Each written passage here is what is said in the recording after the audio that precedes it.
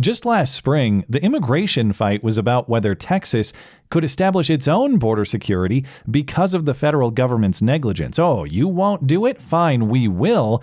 So Texas passed a law making it a state crime to enter between ports of entry. For those who illegally crossed the Rio Grande or otherwise entered outside the legal means, they are subject to misdemeanor charges and a felony for repeat offenders. But an illegal immigrant could get the charges dropped if he agreed to deport back to Mexico. But of course, the one thing the Biden administration could be bothered to do about the border was sue Texas to put a stop to that. So the thing has been tied up in the courts all year.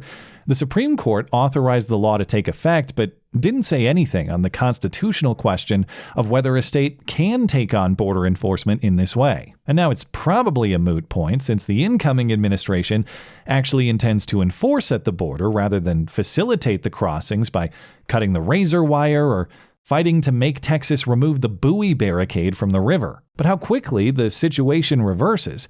Before it was a state trying to pick up the federal slack, now it's a local official trying to stop the federal government by force. Because faced with the prospect of the feds actually doing their jobs, a hero is rising to do what was otherwise called obstruction in Texas 5 seconds ago. If the feds come to Denver to deport people, the mayor will do what he wouldn't do for any actual citizen in any other context of law enforcement. He will deploy Denver police to fight the feds out of the city. This is Democrat Mayor Mike Johnston, and beyond downplaying the Venezuelan gangs terrorizing his neighbors in Aurora and saying that actually those criminals are far less criminal than you are. Historically, it's always true that we have lower levels of crime around migrants than we do among our general population. And that actually the real risk is that you might have a negative opinion of Venezuelans. There's a risk of misperception somehow this population is more dangerous, causing more trouble. That's just factually not true. And actually, Tren de Aragua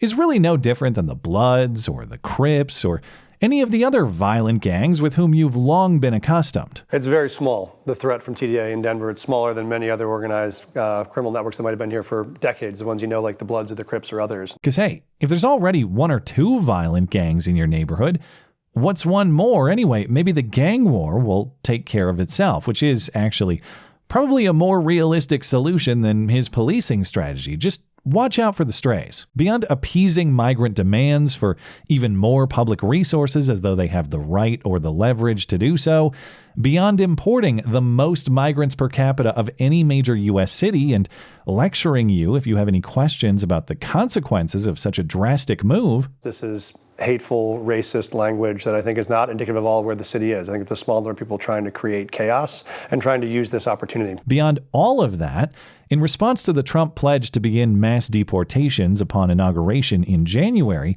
the Denver mayor now says that he'll take a new step beyond the typical sanctuary city arrangement. In a sanctuary city like Denver, local police simply don't assist federal agents in border or immigration enforcement. But now this guy is calling for active, presumably armed resistance, stopping them by force. In an interview with a local paper, the mayor said he will deploy Denver police at the county line, plus a mob of 50,000 protesters to obstruct federal law enforcement.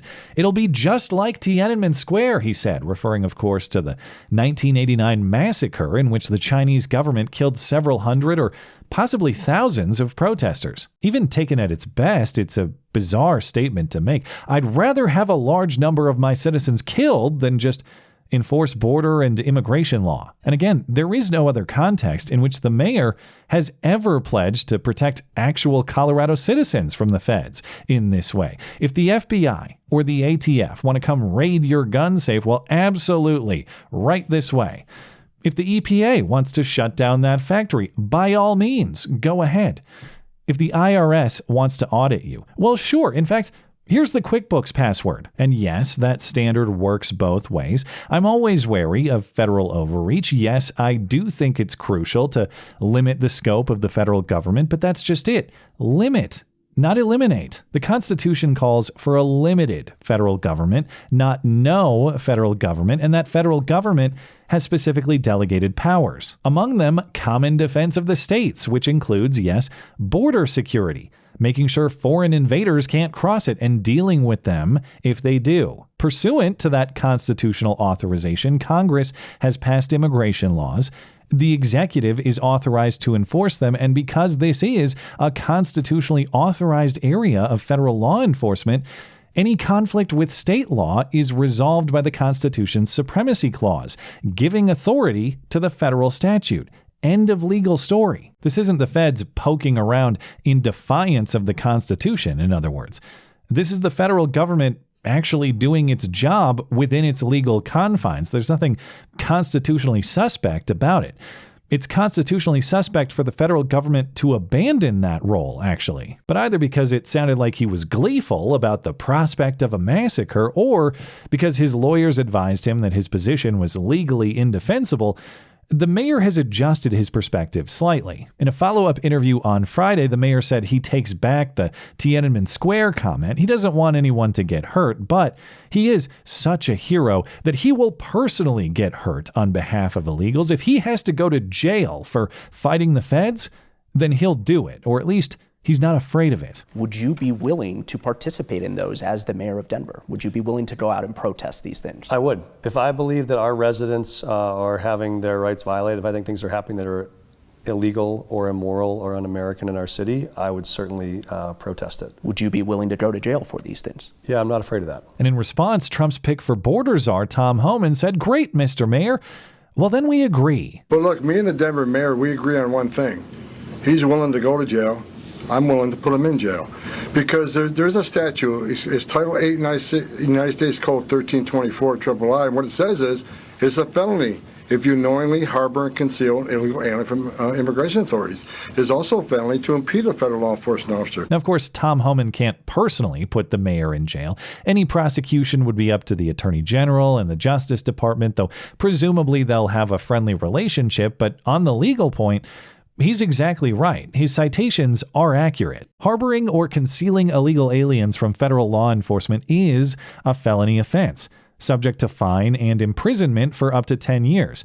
Likewise, for impeding a federal officer conducting official duties, a felony punishable by fine and up to 20 years in prison. Maybe we cut the mayor a break and give him 5 to be served with Tren de Aragua cellmates instead. But don't worry, Mr. Mayor.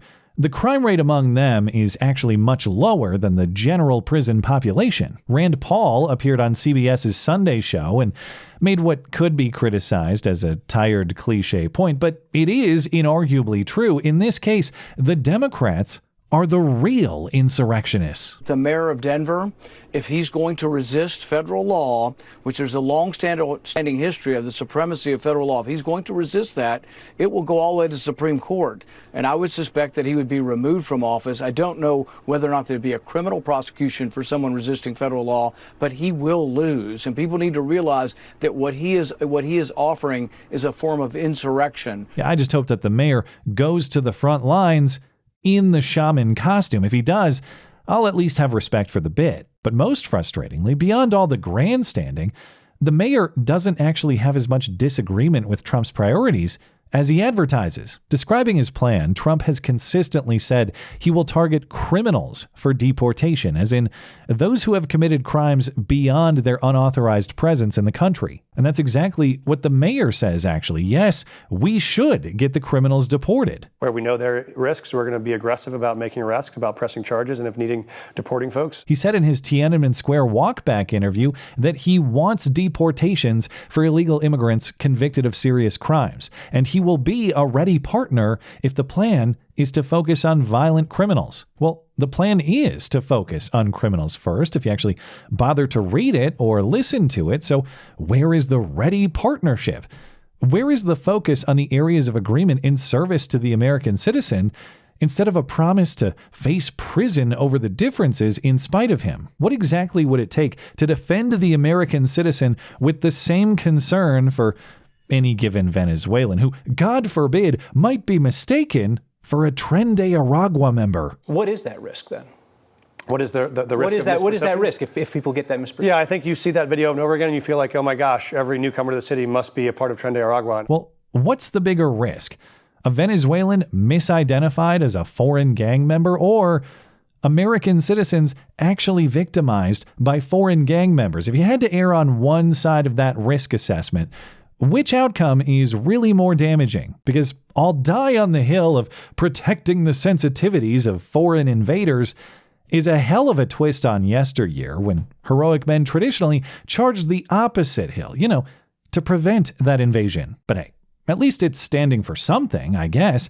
Even if it is paradoxically standing up to get bent over, there is some practical utility to it, though. After all, committing so strongly to the bend over will be excellent practice for his upcoming prison showers. Thanks as always for listening and for supporting this channel. Always appreciate that thoughtful discussion down below, and especially over on X. That is at ML Christiansen. You're always welcome to coming out and chat in my live streams. Those are live on Wednesday and Sunday nights. Looking forward to it. Goodbye.